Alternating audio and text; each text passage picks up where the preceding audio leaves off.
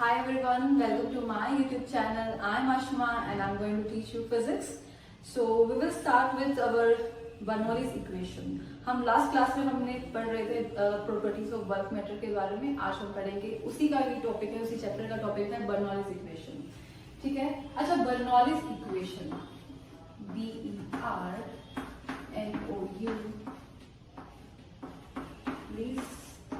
Equation.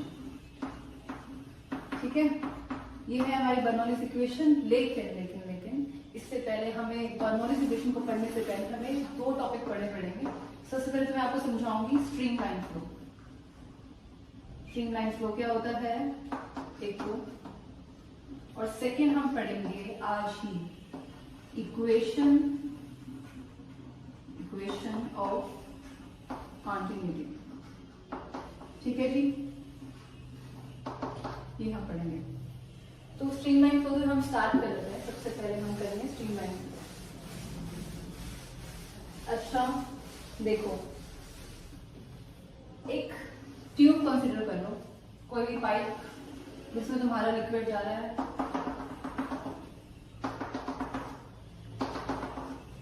वैसे streamline कहने के लिए तो बिल्कुल सीधी सीधी लाइन, मतलब चाहे वो कर्व हो चाहे स्ट्रेट हो. स्ट्रीमलाइन फ्लो बहुत ही ध्यान से समझना. फॉर एग्जाम्पल हमारे पास एक ये यहाँ पे पॉइंट है. हमने यहाँ पे एक पॉइंट कंसीडर कर लिया, लिक्विड है सारा कुछ. ये पॉइंट है हमारा यहाँ पे ए पॉइंट. ठीक है, ये हमने एक पॉइंट और मार्क कर लेते हैं यहाँ पे बी पॉइंट. ठीक है, एक पॉइंट एंड बी पॉइंट. अभी लिक्विड की डायरेक्शन ये जा रही है हमारी लिक्विड की डायरेक्शन. ठीक है, अभी कोई वाटर मॉलिक्यूल या कोई भी लिक्विड मॉलिक्यूल इस पॉइंट से गुजरा है. मान लो यहाँ पे जब जिस पॉइंट से गुजरा है वहां पे टाइम t1 है, वेलोसिटी उसकी मान ली v1 है. ठीक है, अभी ये चलता पहुंचा पॉइंट बी के ऊपर. अभी ये देखो यहाँ पे एरिया ऑफ क्रॉस सेक्शन कितना है, स्मॉल a1. ठीक है, इसका एरिया ऑफ क्रॉस सेक्शन में देखो तो a2. जब ये यहां से लेके यहां तक पहुंचेगा, इसकी वेलोसिटी में चेंज आएगा, टाइम में चेंज आएगा. तो यानी कि वेलोसिटी कितनी हो जाएगी, v2 हो जाएगी. टाइम कितना हो जाएगा, t2. जब कोई भी लिक्विड मॉलिक्यूल इस पॉइंट पर था, यानी कि पॉइंट ए पर था, उसकी वेलोसिटी थी v1 और टाइम था t1.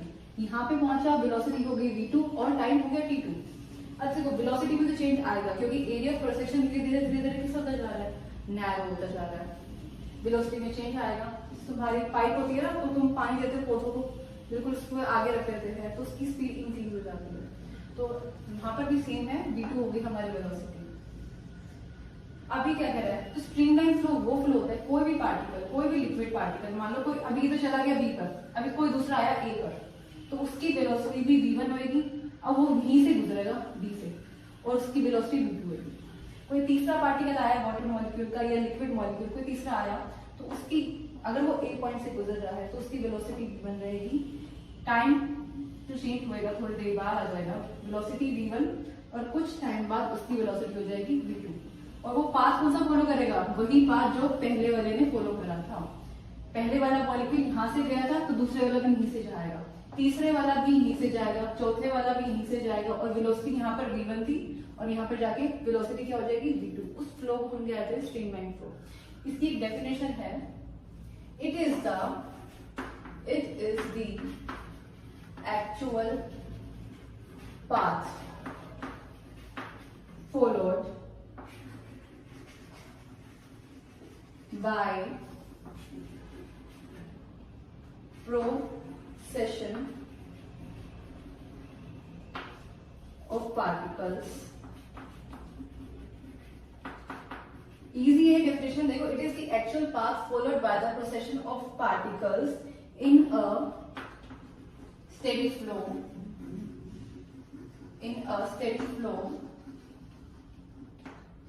Which may be curved or straight. Which may be curved or straight. मैं थोड़ा सा रब कर रही हूँ. Such that tangent to any point gives the direction of that point. क्या कह रहा है ये जो हमारा स्ट्रीम लाइन फ्लो, ये जो हमने पाइप ली थी, ये जो ट्यूब थी, अच्छा पाथ क्या था, ए से बी तक, ये पाथ था उस पार्टिकल का, ये वाला पाथ। अब ये कर्व भी हो सकता है, स्ट्रेट लाइन भी हो सकता है। It is the path followed by the particles in a steady flow which may be curve और स्ट्रेट। ये कर्व भी हो सकता है, स्ट्रेट भी हो सकता है। बी पॉइंट अगर यहाँ पर होता, मान लो यहाँ पर, तो ये कैसा होता, straight. which may be curved or straight such that tangent to any point, अगर मान लो इस पॉइंट पर मैं क्या डाले, tangent, give the direction of the flow of the fluid। बात समझ में आ गई? इस डेफिनेशन को हम किसकी डेफिनेशन लिखवाई है मैंने, स्ट्रीम लाइन फ्लो की definition. Stream line flow short form में लिखी है S.F। It is the actual path followed by the procession of particles in a steady flow which may be curved or straight such that tangent to any point gives the direction of that point। यानी कि कोई भी particle, अगर वो point particle A पर आया तो वो बी पर जाएगा ही जाएगा, क्योंकि एक पार्टिकल ने ये पाथ बना दिया तो अगला कोई पार्टिकल आएगा वो यहाँ से यहाँ पर जाएगा, फिर तीसरा आएगा वो यहाँ से यहाँ पर जाएगा। यहाँ पे इसकी वेलोसिटी v1 थी, यहाँ पे इसकी वेलोसिटी v2 थी। यानी कि वेलोसिटी भी तीसरे, चौथे, पांचवे जितने भी पार्टिकल्स आएंगे यहाँ पे v1 रहेगी और यहाँ पे इसकी वेलोसिटी चेंज हो जाएगी, यानी कि v2 हो जाएगी। इस फ्लो को हम कहेंगे स्ट्रीमलाइन फ्लो। ठीक है, अब स्ट्रीमलाइन फ्लो तो आपको समझ में आ गया, मैं यही उम्मीद करके चल रही हूँ। अभी नेक्स्ट हम करेंगे equation of continuity. I hope आपको समझ में आ रहा है। ये चीजें इंपॉर्टेंट है क्योंकि बायोलॉजी में इसका यूज है, इसीलिए करवा रही हूँ। और बायोलॉजी तो बहुत ही ज्यादा इंपॉर्टेंट है एग्जाम पॉइंट ऑफ व्यू से। अच्छा, इक्वेशन ऑफ कंटिन्यूटी ये क्या कहता है, ये भी हमारी बात करते हैं, ट्यूब की ही बात करते हैं ये भी, कि कोई भी लिक्विड है, पहले बहुत ही आसान भाषा में समझा देती हूँ मैं। ये कोई एक हमारी ट्यूब है, तो ये हमारी ट्यूब है। अच्छा, इक्वेशन ऑफ कंटिन्यूटी कहता क्या है कि जितना फ्लूइड का वॉल्यूम इन है उतना ही आउट है। ठीक है, फॉर एग्जाम्पल एक ये मेरे पास क्या है, पाइप ले ली, इसमें ना मेरे पास बहुत सारे लड्डू भरे हुए हैं, मान लिया एग्जाम्पल के लिए, बहुत लोगों को पसंद होंगे, मीठा बहुत लोगों को पसंद है, तो उन्हीं लोगों की मैं बात कर रही हूँ। उनको मैं बताना चाह रही हूँ कि जितना एक लड्डू अंदर जाएगा तो यहाँ से ये बाहर निकल के आएगा। इसी के ऊपर बेसिस है इक्वेशन ऑफ कंटिन्यूटी, इसी के ऊपर बेस है। जितना वॉल्यूम अंदर गया उतना बाहर। बहुत ही सिंपल है, इजी लैंग्वेज में इसको मैं और समझा दूँ जरा। तो मान लिया ये ट्यूब में मैंने वॉल्यूम लिया, इतना वॉल्यूम कंसीडर कर रही हूँ, इतना वॉल्यूम, और एक और वॉल्यूम कंसीडर कर लेते हैं, इतना वॉल्यूम। अभी इसका एरिया ऑफ क्रॉस सेक्शन जो है मैं ले रही हूँ स्मॉल एरिया। ठीक है, इसका एरिया ऑफ क्रॉस सेक्शन मैं ले रही हूँ यहाँ पे A2। ठीक है जी, इसकी लेंथ यहाँ पे कुछ हो गई, इसकी लेंथ यहाँ पे कुछ और हो गई। अच्छा ये बताओ इसका एरिया ऑफ क्रॉस सेक्शन क्या है, थोड़ा सा ज्यादा है, यहाँ पे थोड़ा सा कम है, तो यानी कि इसमें हमें जो चीज ज्यादा लेनी पड़ेगी ना, तभी वॉल्यूम इक्वल आएगा। इसमें तो ये पतला लेकिन थोड़ा सा यहाँ से लंबा है ना ये चीज, एरिया ऑफ क्रॉस सेक्शन थोड़ा ज्यादा है, एरिया ऑफ क्रॉस सेक्शन कम है, तो वॉल्यूम जो है यहाँ पे विड्थ जो है हमारी इंक्रीज हो गई थोड़ी सी। बात समझ में आ गई? यहाँ पे वॉल्यूम V1 और ये वाला वॉल्यूम V1, दोनों ही वॉल्यूम सेम है, मैं V1 बता रही हूँ। V डैश ले लो, V डैश और V डैश दोनों ही वॉल्यूम सेम है। जितना वॉल्यूम अंदर जाएगा उतना ही हमारा बाहर निकल रहा है एक ही टाइम पे। मान लो 1 सेकेंड में, 1 सेकेंड में इतना वॉल्यूम अगर अंदर गया तो 1 सेकेंड में इतना ही वॉल्यूम, शेप बदल जाएगी ना वॉल्यूम की, बस वॉल्यूम तो उतना ही है, 1 सेकेंड में हमारा बाहर। ठीक है, अच्छा तो मैंने कहा जितना वॉल्यूम अंदर उतना वॉल्यूम हमारा बाहर, जितना एक लड्डू अंदर एक लड्डू बाहर, तो यानी कि दोनों साइड जो वॉल्यूम है हमारे इन वाला और आउट वाला वॉल्यूम इक्वल रहेगा। वॉल्यूम का फॉर्मूला क्या होता है? जैसे हमारा डेंसिटी का फॉर्मूला होता है मास अपॉन में वॉल्यूम, ठीक है। हम इस फॉर्मूले की बात नहीं कर रहे इसके अंदर। वॉल्यूम को हम लिख सकते हैं एरिया मल्टीप्लाई लेंथ, ठीक है। ये लिख सकते हैं हम किसको? वॉल्यूम। बात समझना भी और मैं समझा रही सिर्फ ये तो एक अलग इक्वेशन है, इसको हम कंटिन्यू करेंगे। वॉल्यूम क्या होते हैं? एरिया इनटू में लेंथ। ये हमारी ट्यूब है, ये हमारा वॉल्यूम है, और मैं ये नहीं बोल रही कि ये मैं पढ़ा रही हूँ, मैं ये कह रही हूँ कि ये हमारा वॉल्यूम है, इसका एरिया कुछ है, ये हमारा एरिया ऑफ सेक्शन क्या था इसका? A1। इसका एरिया ऑफ सेक्शन क्या है? A2। इसकी लेंथ हमारे मान लिया L1, इसकी लेंथ हमने मान ली यहाँ पे L2। तो इनका मल्टीप्लिकेशन A1 इंटू में L1 क्या होगा? V इन। A2 इंटू में L2 क्या होगा? V out. यही हमें लिखना है यहाँ पे। Implies A1 L1 equals to A2 L2, ठीक है। अच्छा लेंथ यानी कि L equals to speed into में टाइम। इसकी यहाँ पे कितनी वेलोसिटी है? v1। इसकी यहाँ पे वेलोसिटी कितनी होगी? v2। बता देना पॉइंट A और यहाँ पे point B, velocity v1, velocity v2। तो v1 यहाँ पे वेलोसिटी है, v2 यहाँ पे वेलोसिटी है। तो लेंथ L1 के लिए जब मैं L1 की बात करूंगी तो S की जगह क्या आ जाएगा? v1। और कितने टाइम में? t1 टाइम में, ठीक है। अच्छा L2 के लिए देख लेते हैं, v2 वेलोसिटी इंटू में t2। अच्छा मैंने यहाँ पे 1 सेकेंड की बात भी करी थी, चलो लिख लेते हैं पहले। तो क्या आएगा? L1 की जगह A1 V1 T1 equals to A2 V2 T2, ठीक है।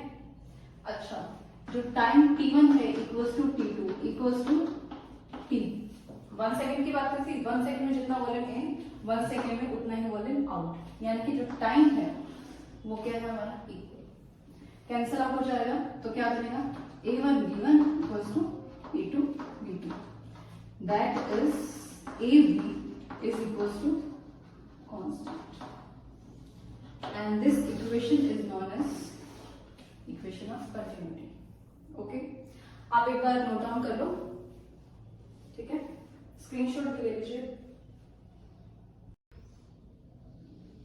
ठीक है। बात समझ में आ गई? आपने स्क्रीनशॉट ले लिया। अभी कोई प्रॉब्लम है एक बार मैं दोबारा से रिवाइज करवा देती हूँ कि कह रहे हैं वॉल्यूम जितना अंदर जाएगा उतना आउट, ठीक है। यानी कि वॉल्यूम का फॉर्मूला क्या होता है? एरिया इंटू में लेंथ। ये एरिया ऑफ सेक्शन है इंटू में लेंथ। तो A1 L1 equals to A2 L2। Out के लिए A2 L2। इतनी बात समझ में आ गई? उसके बाद A1 यहाँ पर, A2 यहाँ पर। L1 की जगह मैंने क्या करा है? लेंथ। लेंथ का डिस्टेंस का फॉर्मूला होता है स्पीड इंटू में टाइम। स्पीड इंटू में टाइम। यहाँ पे कितनी वेलोसिटी थी? एक टाइम में, एक सेकंड में v1। टाइम t1 ले लिया मान लो मैंने, ठीक है। अभी L2 के लिए क्या है? वेलोसिटी इंटू में टाइम। वेलोसिटी इंटू में टाइम, वेलोसिटी इंटू में टाइम। L1 की जगह ये आ गया और L2 की जगह हमारा ये आ गया। अब जो टाइम था, मैं 1 सेकेंड की बात कर रही हूँ। 1 सेकेंड में जितना अंदर आएगा लिक्विड उतना ही 1 सेकेंड में बाहर जाएगा, यानी कि T1 equals to T2 equals to T। T1 से T2 कैंसिल आउट हो गया। A1 V1 equals to A2 V2, AV equals to constant, यानी कि the product of the product of the area of cross section and the volume, and the velocity and the speed of the particles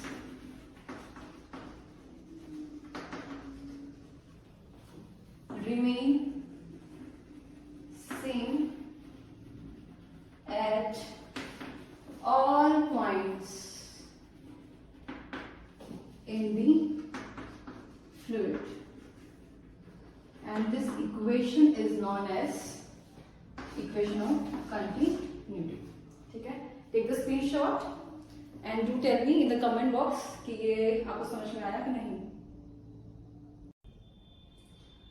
तो I hope हो गया है हमारा equation of continuity. एक numerical भी कर ले इसका, ठीक है। एक न्यूमेरिकल करवा देते हैं। अच्छा एक क्वेश्चन है मेरे माइंड में, पहले मैं आपको आपको एक बार क्वेश्चन समझा देती हूँ। एक ना एक यहाँ हमारे पास बॉटल है, ग्लास बॉटल, ठीक है, ये है ग्लास बॉटल। यहाँ पे इसको मैंने एक पिस्टन लगा रखा है, ये है हमारा पिस्टन, ठीक है, और यहाँ पे है हमारा एक, यहाँ पे हमारा कोई लिक्विड फिल्ड है, बाहर निकल रहा है यहाँ से। जैसे मैं पिस्टन को प्रेस करते जाऊंगी लिक्विड बाहर आएगा, ठीक है। तो क्वेश्चन ये कह रहा है कि the area of cross section of the piston is, ये हमें दे रखा है area of cross section of the piston दे रखा है 20, आई गेस, एक सेकंड में चेक कर लेती हूँ। ये दे रखा है 1 सेंटीमीटर स्क्वायर। इस पिस्टन का एरिया दे रखा है 1 सेंटीमीटर स्क्वायर। अच्छा, ये जो outlet of the tube, area of cross section of outlet of tube कितना दे रखा है हमें, ये दे रखा है 20 मिलीमीटर स्क्वायर, ठीक है।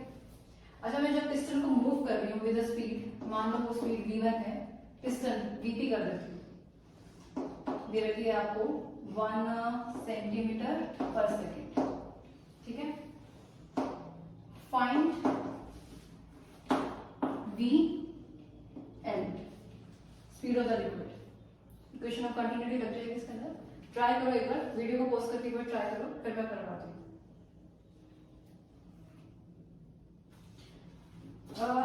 ठीक है, इक्वेशन ऑफ कंटिन्यूटी अप्लाई करेंगे, सीधा सही है, ठीक है। क्या होती है, v1 a1 v1 equals to a2 v2। अच्छा, a1 v1 का क्या लिया है, a p dt equals to al vl।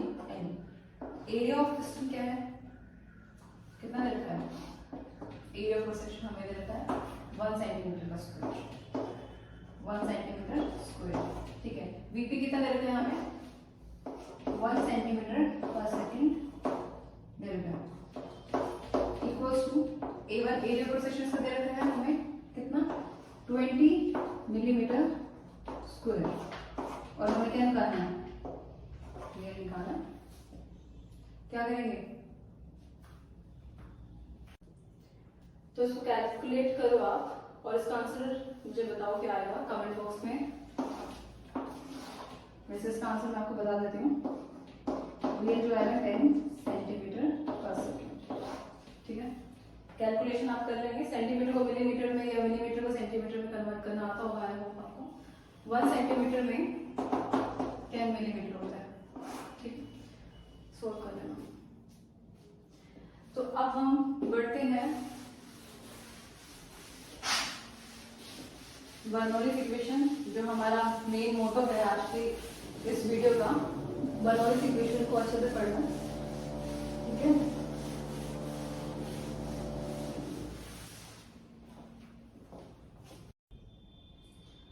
तो आई होप हो गया है हमारा इक्वेशन ऑफ कंटिन्यूटी। एक न्यूमेरिकल भी कर ले इसका,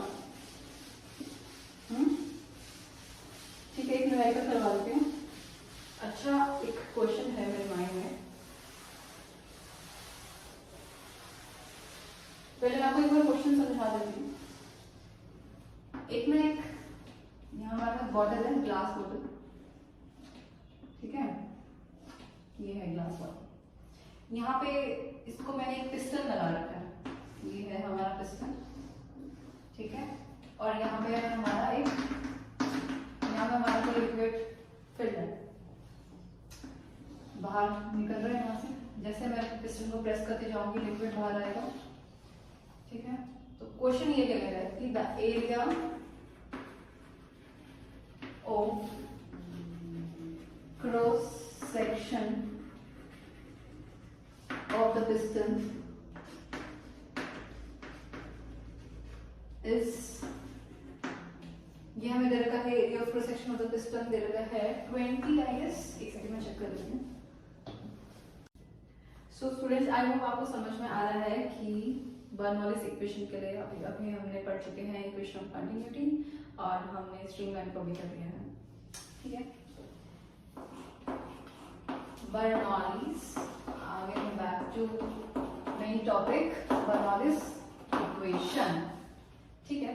इसके लिए हमें सबसे पहले let us consider, and please do like my channel and subscribe my channel, और प्लीज कमेंट करके बताओ कि कैसे पढ़ा रही हूँ, ठीक है। और न्यूमेरिकल का मेरे को आंसर भी चाहिए। अच्छा, बर्नौलीज इक्वेशन में क्या करना है, हमने कंसीडर करना है, लेट अस कंसीडर क्या, आइडियल फ्लूइड। आइडियल फ्लूइड से हमारा मतलब है, देखो कैसा होना चाहिए, इनकम्प्रेसिबल, ठीक है। इसमें कुछ टर्म्स आएंगे समझ लो, इनकम्प्रेसिबल लिक्विड होना चाहिए, नॉन विस्कस होना चाहिए, ठीक है। और थर्ड टर्म इसमें इंट्रोड्यूस कर रही हूँ, इरोटेशनल, ठीक है। इनकम्प्रेसिबल से मेरा मतलब है डेंसिटी जो है सेम रहनी चाहिए, ठीक है। कंसीडर तो हम ट्यूब ही करेंगे, उसमें जो लिक्विड फ्लो करेगा वो सेम डेंसिटी है ऑब्वियसली, ठीक है। नॉन विस्कस क्या होता है, अच्छा विस्कोसिटी क्या होती है, प्रॉपर्टी होती है लिक्विड की। जब हम किसी, फॉर एग्जांपल एक शहद की बोतल को मैं कंसीडर करूँ, ये बोतल है शहद की बोतल, ये ऐसी दिखती है मुझे वगैरह, ठीक है। इसमें सारा शहद भरा हुआ है, जब मैं इसको टिल्ट करा थोड़ा सा, जब इसमें से जब टिल्ट करना तो इससे नहीं होता है, थोड़ा इस टाइप में बनानी पड़ेगी ना, चलो ऐसे समझ लो, इतनी सी हैंड राइटिंग नहीं है, थोड़ा सा ऐसे निकलेगा शहद, खुद ही इमेजिन करो, थोड़ा सा शहद को मैंने थोड़ा सा टिल्ट करा, तो शहद क्या, एक ऐसे शहद को टिल्ट करा, एक और बोतल ले लेती हूँ मैं, पानी की ले लेती हूँ, पानी वाली यहाँ रखी हुई थी, पता नहीं कहाँ गई। अच्छा, पानी की बोतल में अगर मैं पानी को ऐसे इतना सा टिल्ट करूँ तो पानी से ज्यादा बाहर आएगा, लेकिन शहद तो उतनी स्पीड से, उतनी ही जल्दी, उतने ही टाइम में बाहर नहीं आएगा। यानी कि वो कह रहा है बॉटल के अंदर जो लिक्विड है वो उसको एक फ्रिक्शन मिल रहा है पीछे की तरफ, मतलब उसको जल्दी से बाहर निकलने नहीं दे रहा। तो जिसमें जितना ज्यादा लिक्विड में, liquid itself layer to layer एक दूसरे को क्या कर रही है, फ्रिक्शन दे रही है, फिर पीछे रहे। लेकिन यहाँ पर हम जब बात करेंगे नॉन विस्कस की, यानी कि there is no internal friction in the liquid, no internal friction, ठीक है। उसको क्या बोलेंगे हम, नॉन विस्कस लिक्विड कंसीडर कर रहे हैं।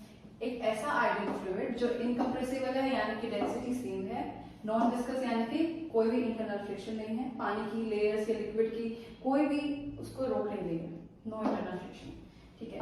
इरोटेशन यानी कि जो ओमेगा है is equals to 0, simple as that, ठीक है। अच्छा, ये तो मैंने बताया कि इस तरीके का लिक्विड हम कंसीडर करेंगे बर्नौलीज इक्वेशन के लिए। अब बर्नौलीज इक्वेशन के लिए मूवी देख लेते हैं।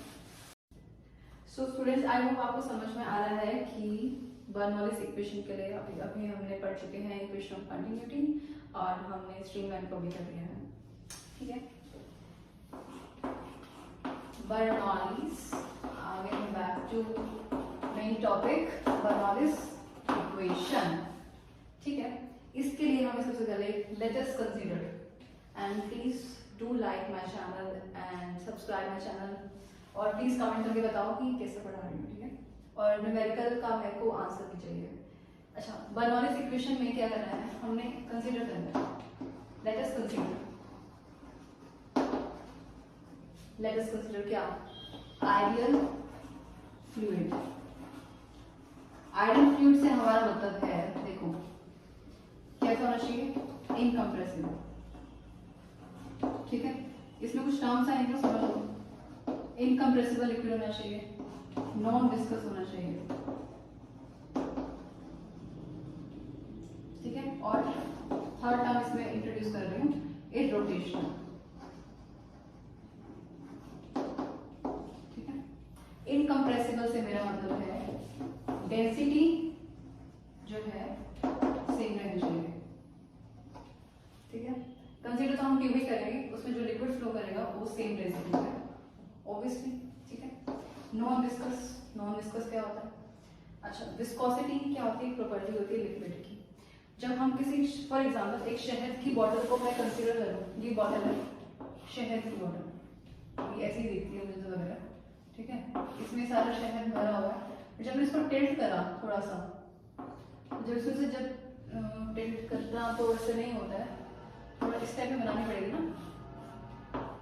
चलो ऐसे समझ लो, इतनी अच्छी हैंड राइटिंग नहीं है, थोड़ा सा ऐसे निकलेगा शहद। खुद ही इमेजिन करो, थोड़ा सा शहद को मैंने थोड़ा सा टिल्ट करा, तो शहद क्या, एक ऐसे शहद को टिल्ट करा। एक और बॉटल ले लेती हूँ मैं, पानी की ले लेती हूँ, पानी वाली यहाँ रखी हुई थी, पता नहीं कहाँ गई।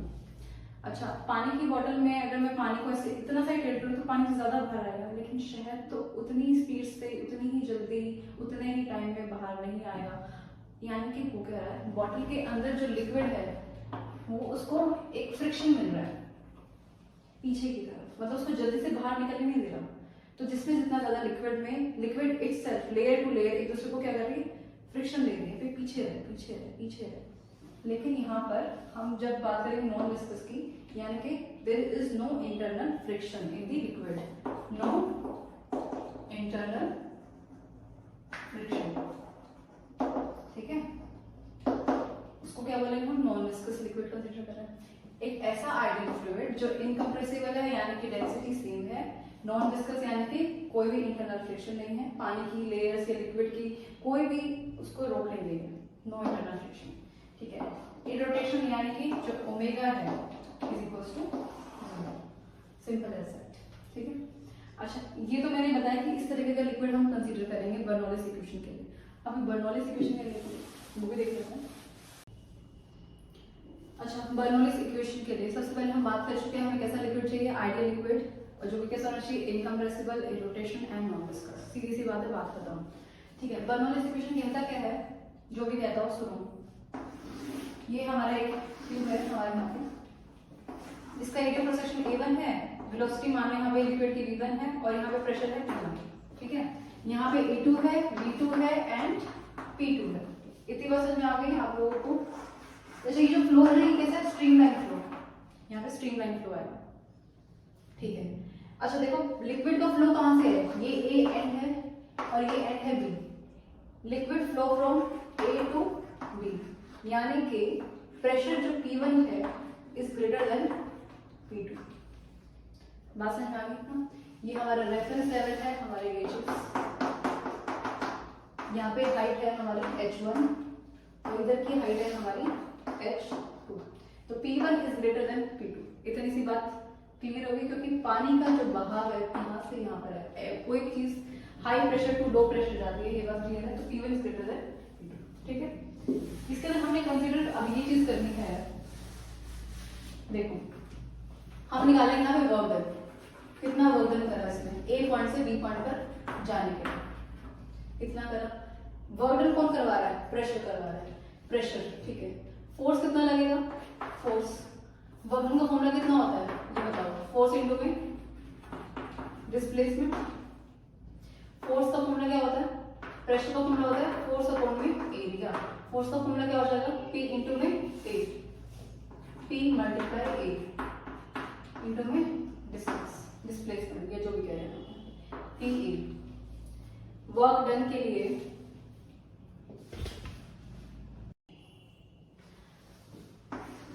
डिस्टेंस क्या होता है, स्पीड इंटू में टाइम, यानी कि V1 इंटू में T1, ठीक है ना। बात समझ में आ गई, V1 इंटू में T1। यहाँ पर हम क्या करेंगे, डिस्टेंस की जगह मैं यहाँ पे लिख देती हूँ जो वर्क डन है हमारा। देखो वर्क डन क्या है हमारा, फोर्स इंटू में डिस्टेंस था, P इंटू में A हो गया, इंटू में हमारा अभी भी डिस्टेंस है।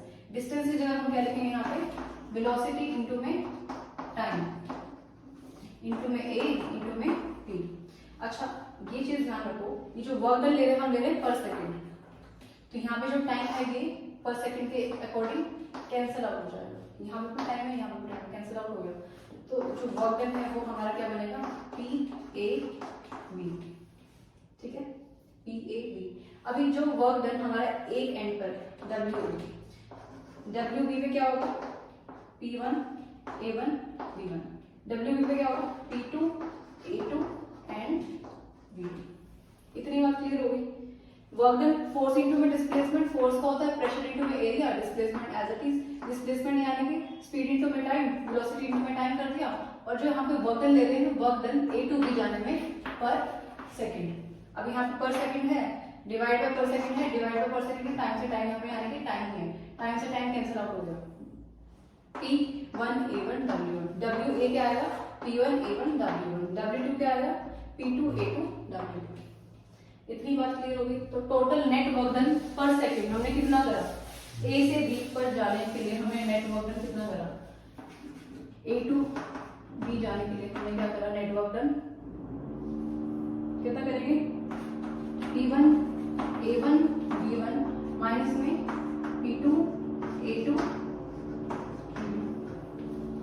अच्छा, इक्वेशन ऑफ कंटिन्यूटी याद है, equation of continuity short form में लिख रही हूँ, इक्वेशन ऑफ कंटिन्यूटी क्या कहती है कि A1 B1 equals to A2 B2।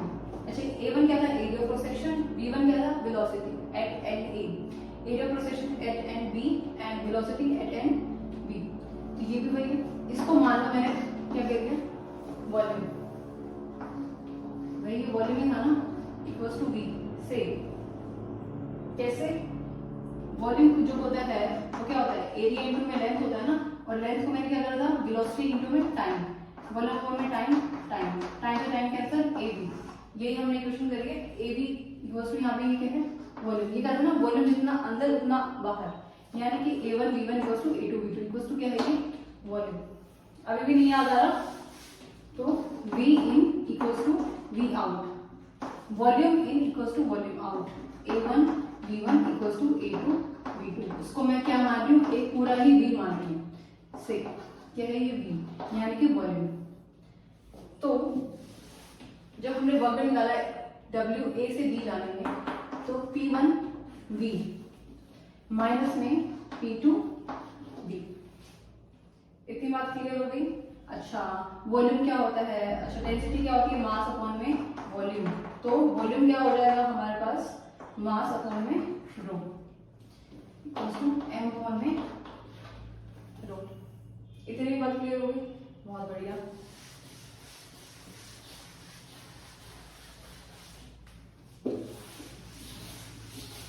मैं यहाँ पे दोबारा लिख रही हूँ, ये जो वर्क डन है ये है per second, work done per second, ठीक है। यहाँ पर देखो A1 B1 equals to A2 B2 equals to B equals to M upon में रो। इतना एक बार देख लो ध्यान से क्या लिखा है मैंने, ठीक है। अच्छा, अब ये ध्यान रखो, ये जो हमने ट्यूब बनाई थी, यहाँ पे ऐसे ट्यूब बनाई थी, एरिया ऑफ क्रॉस सेक्शन किसका ज्यादा था, जो एरिया ऑफ क्रॉस सेक्शन था A1 इज ग्रेटर देन एस बी एरिया ऑफ क्रॉस सेक्शन,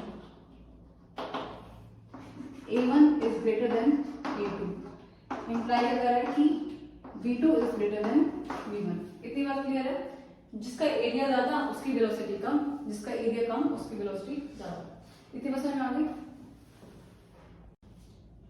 लेकिन इसके अंदर इसको जानने की जरूरत नहीं है, तो हमने क्वेश्चन कंटिन्यूटी में हमने समझ लिया है। बस इतना ध्यान रखो, ये समझ में आ गया ना, P1 B माइनस में P2 B, ये जो है वॉल्यूम है, ये है प्रेशर, ये है वर्क डन पर सेकेंड हमने जो निकाला। ये सब कंफ्यूजिंग, अगर कंफ्यूजन हो रहा है तो सब रद्द कर दो, लर्न करने की जरूरत नहीं है। ये हमने वर्क डन निकाल लिया, ये हमारी एक्टिविटी, हमने वर्क डन निकाले A पॉइंट से B पॉइंट पे जाने के लिए, P1 B माइनस में P2 B।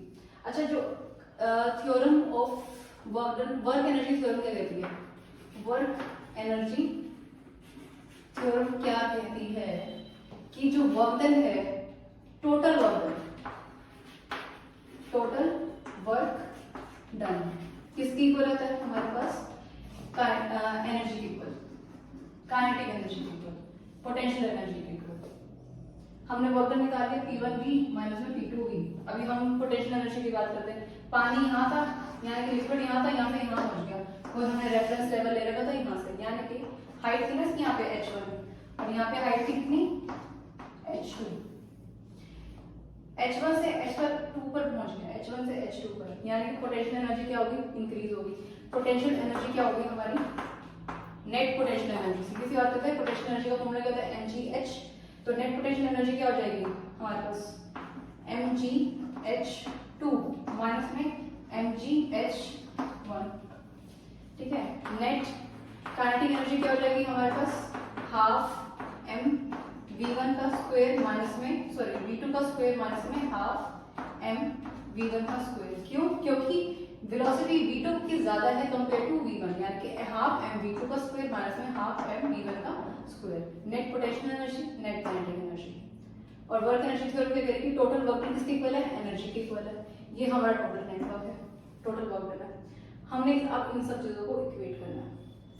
अभी तक हमने क्या क्या पढ़ लिया कि वर्क डन कौन बना रहा है, यहाँ पे जो प्रेशर की एनर्जी है वो प्रेशर एनर्जी काम करवा रही है। अब ये जब काम कर रहा है तो यहाँ पे इसकी काइनेटिक एनर्जी भी आ गई, पोटेंशियल एनर्जी भी आ गई। वर्क एनर्जी थ्योरम से क्या कहते हैं कि टोटल वर्क डन किसके इक्वल है हमारे पास, एनर्जी की। एनर्जी यहाँ पे कौन सी, पोटेंशियल एनर्जी और काइनेटिक एनर्जी। वर्क डन है हमारे पास यहाँ पे P1V माइनस में P2V। ठीक है, इनको इक्वेट कर देते हैं।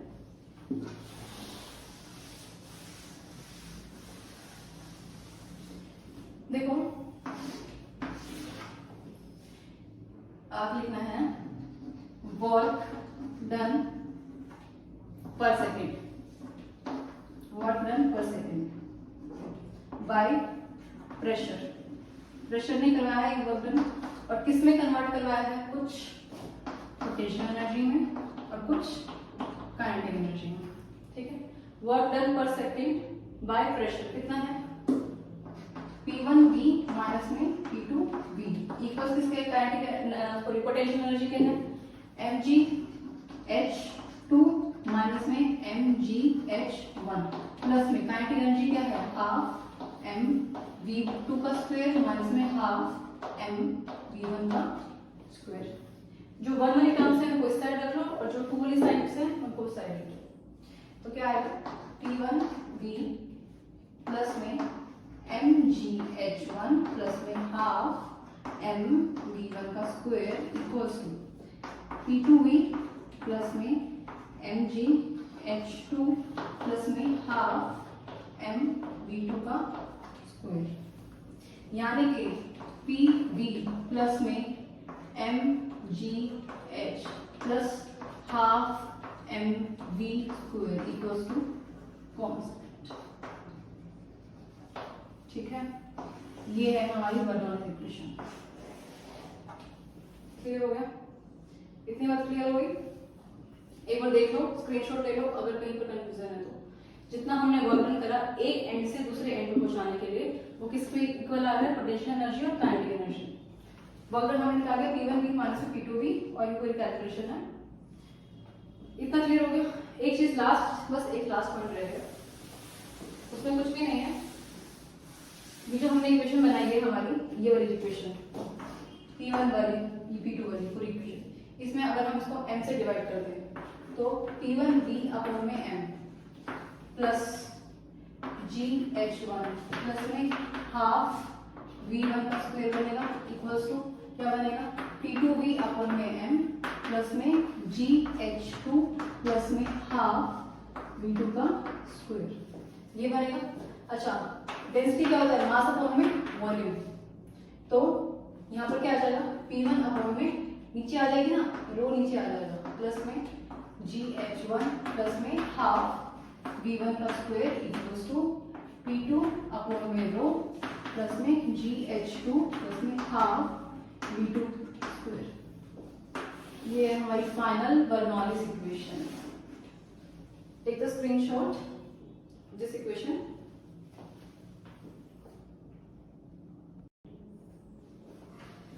सो एक बार इसका स्टेटमेंट लिखो बर्नौलीज इक्वेशन का। This equation states that the sum of this equation states that the sum of किसका सम, यहाँ पर क्या थी, pressure energy, the sum of pressure energy, potential energy